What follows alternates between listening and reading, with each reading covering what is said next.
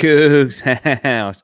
All right, familiar foe this weekend, but a lot is at stake for the Houston Cougars. They look to maintain bowl eligibility. They need 2 wins in the last 3 games to do it. Great opportunity this weekend, but they got to do 3 things to get that job done. You are Locked On Coogs, your daily podcast on the Houston Cougars, part of the Locked On Podcast Network, your team every day.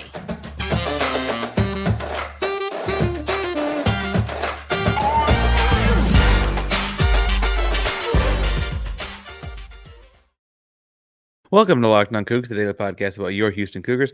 I'm your host, Houston-born teacher and coach Parker Ainsworth, to break down all things Cougs. If you're a UH fan or just a hater who came to stop by, please be sure to hit subscribe down below. That way you can lay us on the Cougs in your newsfeed each and every day. We appreciate you making Locked On Coogs your first listen of the day. If you found us on YouTube, welcome back to the YouTube channel. It's so good to see you again. Remember, hit subscribe. We're doing a giveaway every 250. We're approaching 1,700 as the time of recording. That means the next marker is at 1,750. Looking to give something away there. So hit subscribe. Help us get there. Like, comment the video to let us know you're in the contest. If you are all Cincinnati Skyline chilled out after today's episode, or you're really looking more forward to the basketball game, we'll talk about that on Cougars After Dark on Saturday night. But in the meantime, comment down below. Okay, Houston's wearing all red this Saturday. I have commonly referred to those as the Kool-Aid Man uniforms on Twitter. So tell us, what's your favorite color Kool-Aid? We were a green Kool-Aid fan. I think we were unique in that, actually. All right. Oh, that's probably a fine of some sort. Today's episode, again, we're talking about the 3 things that are important that Houston's got to do to win this game on Saturday. I want to stress through all of the roller coasters and valleys that this season has had for the Houston Cougars football program. Honestly, they have 2 very winnable games in their final 3 games, and one that, college football chaos can happen on senior day. And if they win 2 of the 3, they get to go to a bowl game. And we'll talk about as that, potential gets closer, the importance of that for the program. But Houston is a Cincinnati win and then a Central Florida or an Oklahoma State win away from making a bowl game. That's really, really big time for this program. So how will they get the win against Cincinnati? Obviously, it's Friday, so I've talked myself into them winning this game tomorrow. But they got 3 things they've got to do. So first thing I think they got to do is make them pass the football. More on that in a moment. I think that's counterintuitive to a lot of what people think about modern football. But making Cincinnati pass the football is going to be very, very important. Then they got to be special and special teams. It's got to be an advantage for Houston, and they got to keep it clean. More on that in a moment. But we got to make sure we do all 3 of those things to beat the Cincinnati Bearcats. And I guess we'll just start with the first one. They got to make Cincinnati pass the football. Cincinnati is a incredibly balanced offense when you look at things as a whole. Their yardage and passing and rushing this season are almost identical, which makes you think like, okay, they're a really balanced offense. But then you look at the fact that they're 2-7, and you realize how many of those, passing yards have come in the late 3rd and 4th quarter to try and make comebacks, right, throughout the season. Because, okay, when they have their druthers and they're starting the football game off, when things are even, 0-0, they want to run the football. And so I looked at their 2 wins, and really just one of the 2. We'll get that in a second. Look at their wins, and then they had 4 losses that were within a score, so 8 points or less as well, to kind of see kind of what their MO was, what they wanted to do in those closer football games. I only counted one of the wins, actually, because upon looking closer, Cincinnati opened with a giant win over East Kentucky, scored 66 points very clearly, and putting on 2 minutes of tape on that one. Just found stuff on YouTube, honestly. It won the whole game even. But they could do whatever they wanted. They were in a very different league than East Kentucky. I don't think that's a fair. Just like we're not going to keep the giant losses off when we're looking at this kind of close game thing. I don't think it's worth keeping the East Kentucky game in. Scored 66 points. So clearly, if you're not ready to play, I guess they can erupt. That's very much not their MO. Cincinnati has scored 25 points per game this season. But that's frankly not very high for college football, especially when you factor in they had 66 points in week 1. But they have been top 25 every single week in time of possession. They're currently 19th in the country on the season in time of possession. And that comes from running the darn football. Now, it feels really important because you factor in that Houston has had trouble stopping people from running the football this season. But when they beat Pittsburgh, right, they're one of their 2 wins this season, the lone Power 5 win of the season. They beat Pittsburgh by 6. They had 216 yards rushing and 155 passing. So again, a game that goes their way, you can see they're doing it at a little bit more than a 4-3 clip there, right? They lost to Miami of Ohio by a score, 31-24. And that one, they had 273 rush yards and 265 pass yards, but over 100 of those pass yards come in the fourth quarter. And they actually scored once at the end to, make it 31-24. So if obviously it worked, but it's also like when the game was close and they thought they had time to do things their way, they were clearly running the football a lot more. Lost to BYU 27-35. That one, they had 242 rush yards, 256 pass yards, similar to the Miami Ohio game. A big chunk of that pass yards comes in the latter portion of the game. Lost to Baylor by 3 at home. They scored to cut it from 11-3 on a passing possession, but it was 288 rushing yards to 162 passing yards. Again, with big passing possession to score at the end of the game. I lost Central Florida by 2. Again, 248 rushing the football, 267 passing, but, big fourth quarter passing. They actually missed a 2-point conversion that would have tied that game up against Central Florida. So, as far as like transitive property goes, which isn't great in college football, but looking at Central Florida at the end of the season, looking at this game, like those things can, be interesting measures. Oklahoma game was not a one-score game by any stretch. They lost by 14 points. I think what's interesting in that one is they got down by 2 scores, and then they just kind of couldn't do anything about it. And they had 141 rushing yards, 235 passing yards. And it very clearly turned out like once they kind of had to pass the football, they were one-dimensional, very, very simple. Cincinnati runs a decent passing offense. They 61% completions. They have 2.8 seconds to throw, which actually more than Houston, but less than Big 12 averages. And then their average distance of targets about 9.7. Average distance of completion, or like the average yardage on completion, is a little over 10. So theoretically, right, they have a decent pass game. So I think people are probably looking at me like, Parker, what are you talking about? Making them pass feels silly. But holding it to a single dimension is really important because right, it puts frankly the game in the hands of our pass rush, which I feel like is our strongest portion of the defense. Nelson Season will get a sack in this game and continue to be the leader in sacks per game in the Big 12, right? Donna Wonko can go get hits as well. I know he's not usually into the sexy stats. He does more of the grunt work kind of stuff, but he can go get one in this game absolutely in the middle of that. Anthony Holmes loves to get in the stat book on those kind of things. David Gwegbu, Cedric Williams.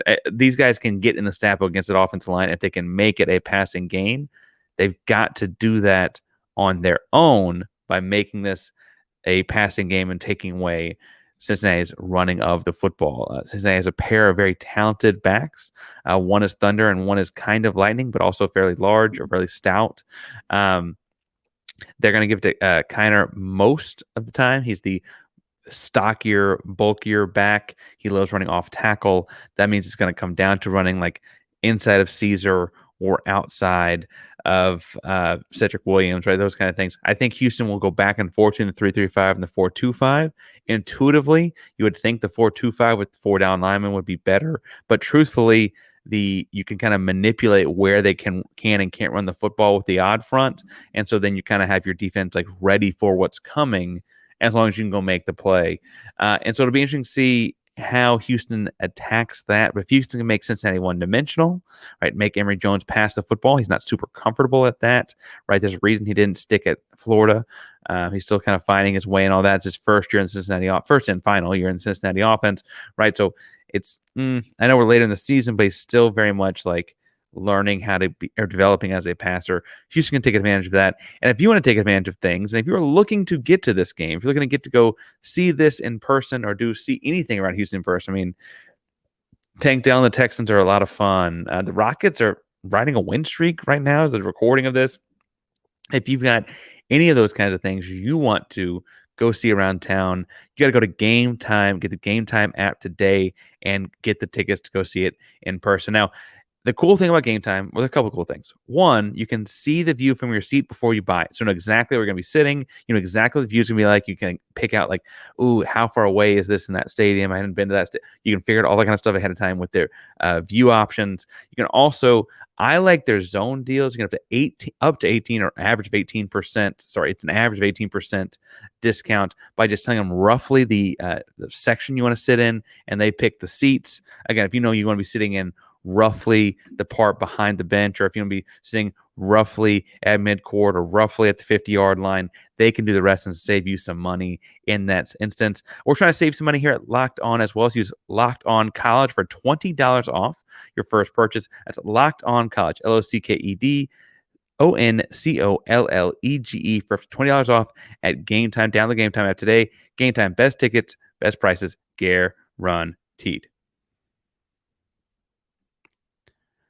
All right, so I mentioned that the second thing Houston had to do in this game, I said be special. They got to take advantage of special teams. Now, I think it's interesting because, actually, with the exception of the Texas Tech game, and really just a couple plays in the Texas Tech game, I feel like you could safely say that Houston does a pretty strong job in special teams under Dana Holgorsen over the course of his time here. He has missed field goals, right? But as far as like alignment, assignment, haven't given up a ton of returns for touchdowns, have had a bunch of return for touchdowns.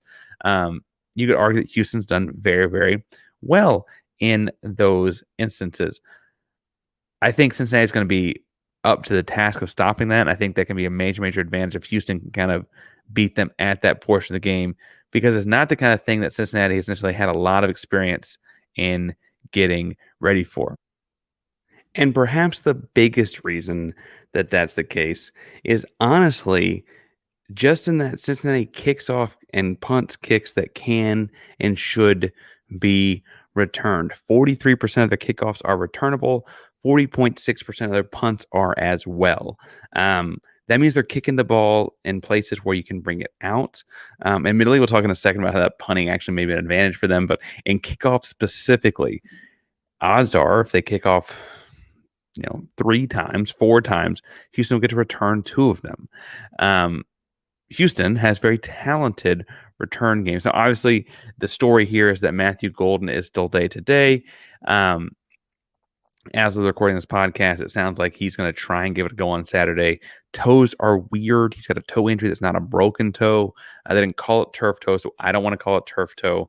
But I will say that having had turf toe, that frankly, it's one of those things where it never goes away over the course of the season. It's not, he won't not feel it until March, but there are definitely days that are worse than others. And especially for a guy that is a receiver and is up on his toes, cutting a lot and planting, getting in and out of breaks, that toe can be really, really important.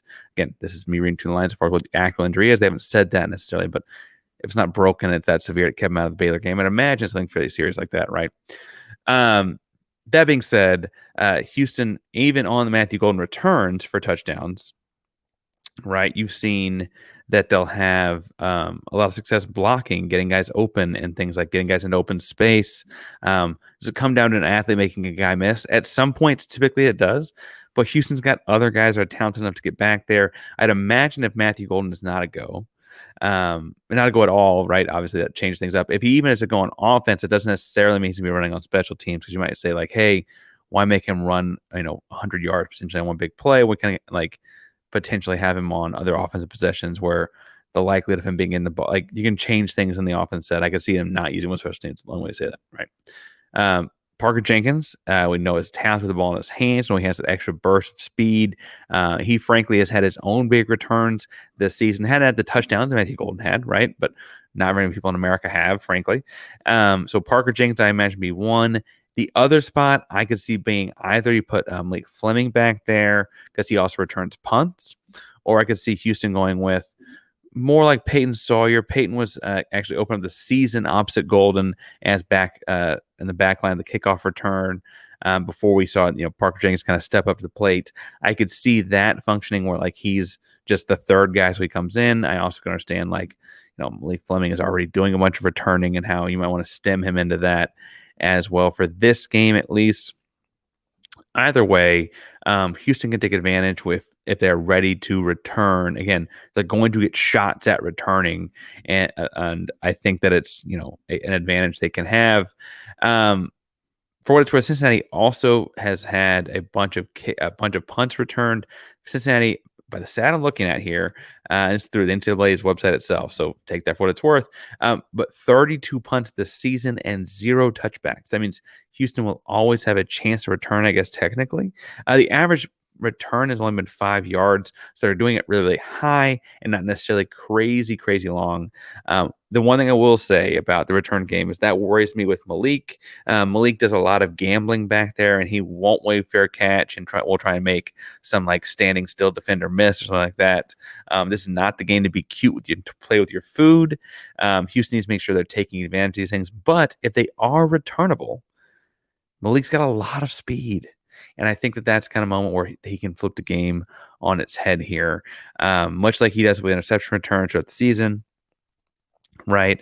I just feel like, I don't know. Do you tell me down below if you feel like I'm different? But I feel like Houston's got a chance to make it's homecoming, big crowd, Kool-Aid Man red uniforms. There should be a lot of energy in the stadium because again, they're playing to be in a bowl game, almost very literally, right? A lot of things on the line here, and frankly, Cincinnati is a familiar opponent that they've seen throughout the American Conference.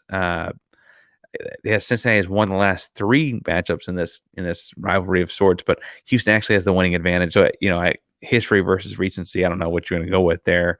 Obviously, the 2021 American Athletic Conference Championship game is on everyone's mind.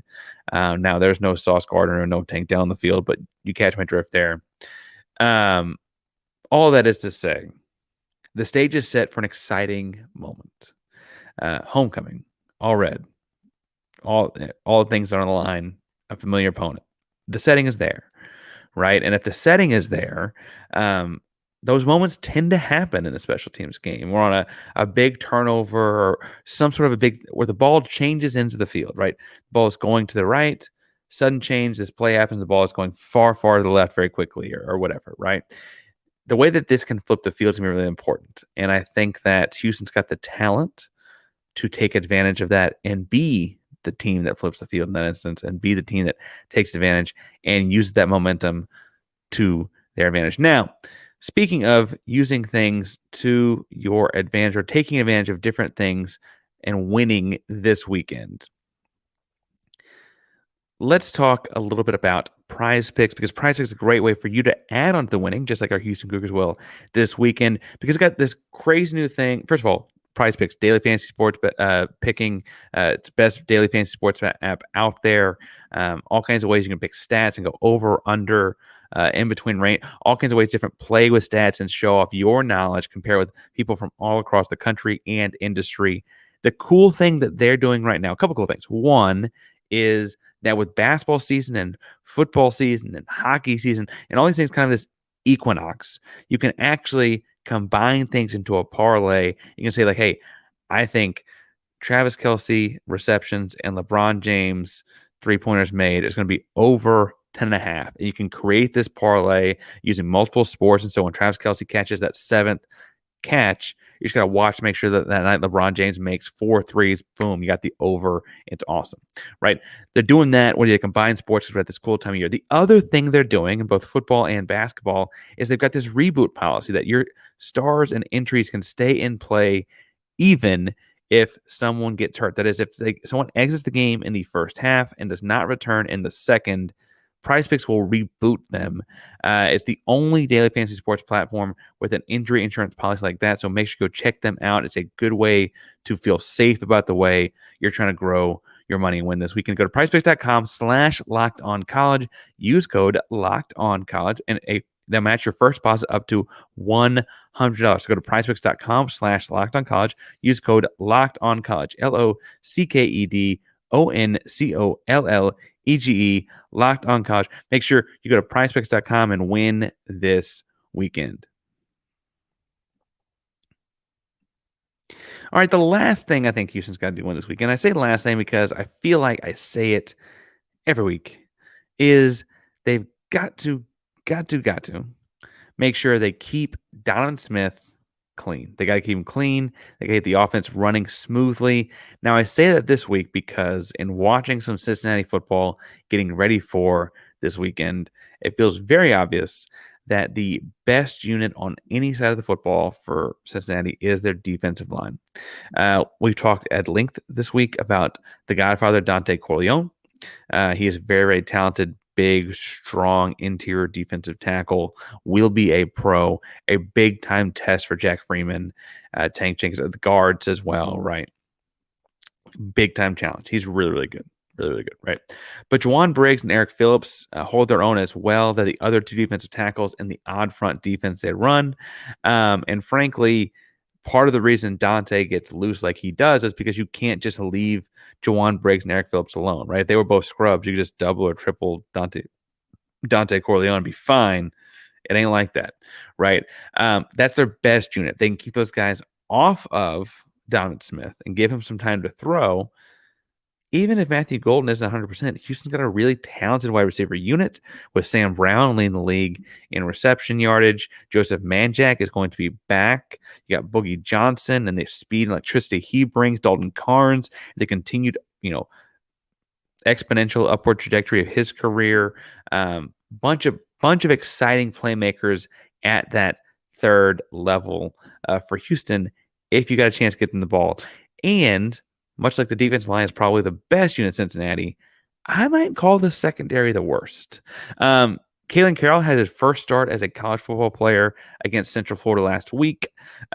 Jordan Young is his first year at Cincinnati, and so he's been in and out of the lineup some. And then the only other corner they got any real reps against Central Florida last week, and so I'm looking at who's healthy and who's not, those kinds of things, is Ken Willis. He started 2 games technically, but only played more than 30 snaps in one of them, and that was the loss against Oklahoma. I don't want to call him a weak link because I don't want to be rude to guys, but he's not as talented as you would hope. That trio of corners is going to do a lot of the work. They don't rotate as well as other schools do. A lot of the work against Houston's very, very talented wide receiver room. You'll notice that is less corners than I'm talking about wide receivers playing for Houston. Houston should be able to have fresh legs, be in and out of routes, and be consistently blowing past these guys. You can even see it turn about at the end of the end of the first half, second quarter, or at the end of the game where Houston just got more stamina because they're able to rotate guys through those spots more quickly. As long as Donovan has time to throw, right, you can really take advantage of that. Now, I think even with the talent on the outsides of him, you do have to double Dante Corleone. That leaves probably one-on-one in either Juwan Briggs or Eric Phillips, which is tough. But if you can find a way to get that one-on-one with whichever one they match up with Patrick Paul, you got to take your chances there because Patrick Paul is your pro on the line, right? You're like bona fide pro. I guess you might have another one in Jack Freeman, but you definitely got one in Patrick Paul, right? And you've got to make sure in doing that you're also accounting for in this odd front, much like when Houston runs their odd front. So hopefully it's not any surprise that they're going to be sending a 4th or a 5th guy from somewhere. And so we would always call it a peel back.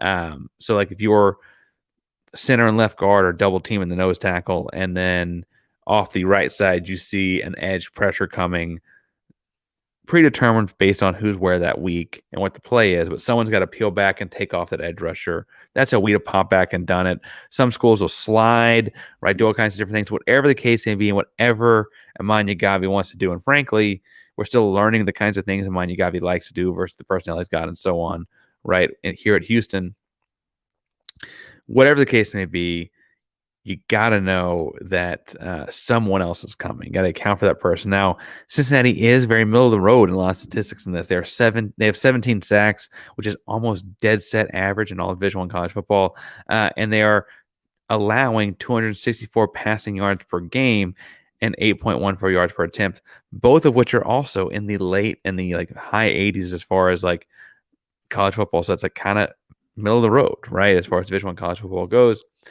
And I have to say it's interesting because the passing stats, like counting stats, like total passing yards or total sacks, should be a little skewed, frankly, to make it look better than they are. make it look worse than that, because teams are, not passing the ball a whole heck of a lot once they get a big lead like Cincinnati, right? So if you jump out to a 3-score lead against Cincinnati, like some schools have, you're not going to keep adding to those passing yard numbers. You're not going to keep adding those sack numbers because you're not passing the football. So realistically, right? Anyway, I say to say like their numbers could be a little bit skewed, but statistically they look like a very average pass rush because of those skews, right? If Houston can keep Donovan Smith clean, they got the advantage in the secondary. They could score a lot of points. I see this game being much higher scoring than our buddies at FanDuel do. I think they have the over-under set at 54.5. I see this being a 35-31 victory for the Cougs. That's a lot more than 54.5. But I'm feeling very confident in it. I think both teams find some success at various points on offense. Houston's had trouble stopping the run, and I think that ultimately Houston does come out on top because it's Friday, and I've always talked myself into that by Friday.